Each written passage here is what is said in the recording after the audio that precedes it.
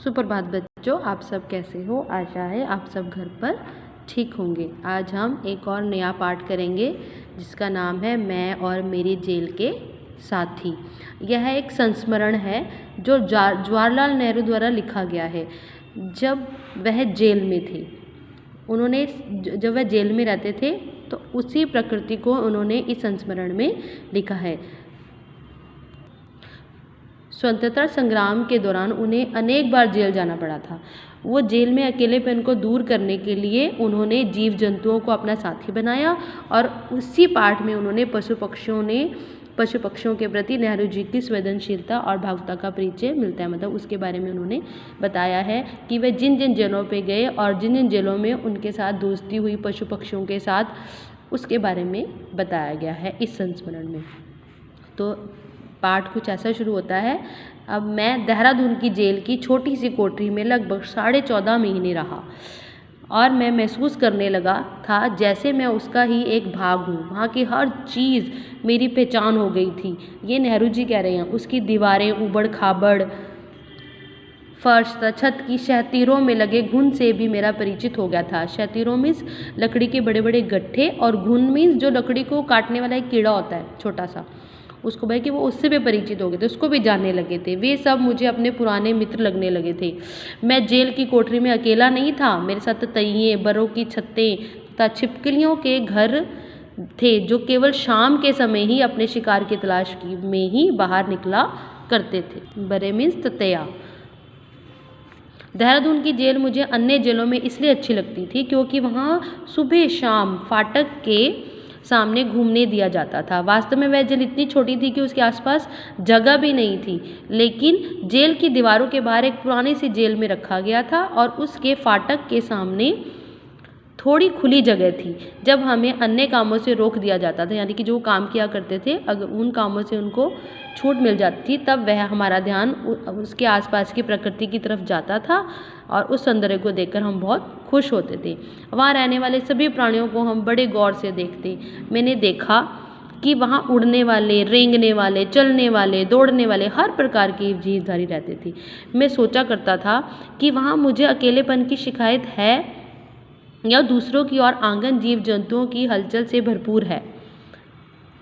मतलब उसे अकेलेपन की वहाँ पर शिकायत नहीं थी, उसे अकेलापन महसूस नहीं होता था उन्हें। उनकी दिनचर्या, यानी कि दिनचर्या में जो आप रोज़ का काम करते हो, बिना दखल दिए उन्हें वह चुपचाप निहारते रहते थे। मेरी कोठरियों में, अब वो बोल रहे हैं कि मेरी कोठरी में मक्खियाँ, मच्छर, खटमल, ततैये, बर्रे आदि बड़ी संख्या में रहते थे। उनमें से अक्सर मेरी झड़प हुआ करती थी। एक बार एक ततैये ने, मतलब ततैया के साथ उनकी झड़प हुआ करती थी, अनजाने में उनको एक काट लिया, शायद उनको काट लिया। तो उन्होंने क्रोध में आकर उस कोठरी को निकालने की कोशिश भी की, परंतु उन्होंने अपने घरों को बचाने की भरपूर कोशिश की। शायद उनके घरों में अंडे थे। यही सोचकर उन्होंने अपना विचार बदल दिया और वह कई सालों तक उनके बीच रहे, परंतु फिर उन्होंने मुझ पर आक्रमण नहीं किया। वहाँ रहने वाले चमगादड़ मुझे कभी नहीं भाए। मतलब जो चमगादड़ थे वो उनको अच्छे नहीं लगते थे। वे शाम के समय उड़ते हुए उनके चेहरे से 1 इंच की दूरी से निकल जाते थे और वो हमेशा डर जाते थे कि कहीं ये मुझसे टकराकर चोट ना पहुँचाएं। वे मुझे बड़े मनहूस लगते थे, इसलिए वे हमेशा उनसे नफरत करते थे। आंगन में चींटियाँ, कीड़ों और छिपकलियों के क्रियाकलाप, यानी कि उनको देखकर वो घंटों निहारा करते थे, घंटों देखा करते थे। छिपकलियाँ जिस प्रकार चुपचाप झपटा मारकर अपने शिकार को पकड़ती थी तो हंसी आ जाती थी। ततैया के काट लेने के भय से, उनके डर से वह उन्हें कभी नहीं पकड़ती थी, परंतु मैंने 1-2 बार देखा कि उन्होंने अत्यंत होशियारी से उस ततैया को पकड़ा और खा गई। शायद उनके डंक से बचने के लिए वह अचानक से, संयोग में इत्तेफाक से उसको खा गई। लखनऊ जेल में आसपास के पेड़ों पर बहुत गिलहरियाँ रहा करती थी। वे बिना संकोच के इधर उधर घूमा करती थी। एक बार मैं बैठा पढ़ रहा था तो एक गिलहरी मेरे पैर पर आकर चढ़ गई और मेरे घुटने पर आकर बैठ गई। उसे शायद अंदाज़ा हो गया था कि ये कोई पेड़ नहीं है, इसलिए वह सहमकर जल्दी से उतर गई। कभी कभी गिलहरियों के बच्चे नीचे गिर जाते, तब उनकी माँ नीचे उठाकर उनको गोलाकार देकर उठाकर ले जाती।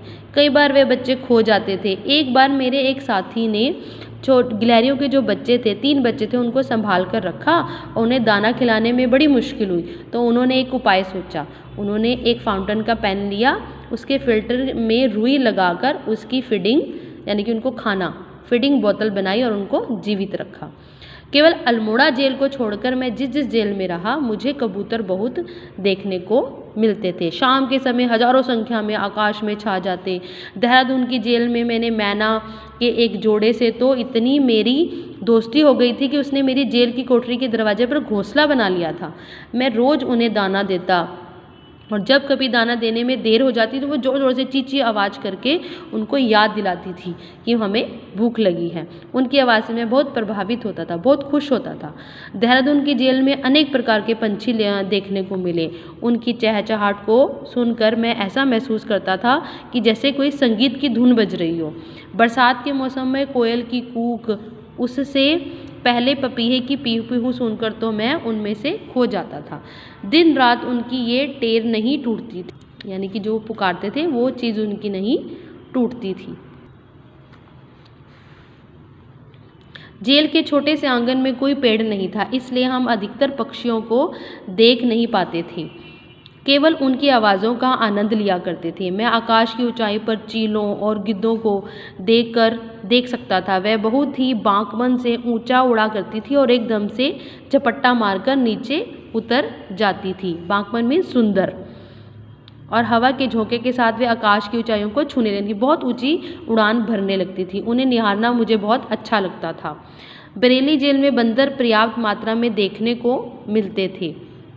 पर्याप्त मीन्स काफ़ी, मतलब बहुत ज़्यादा।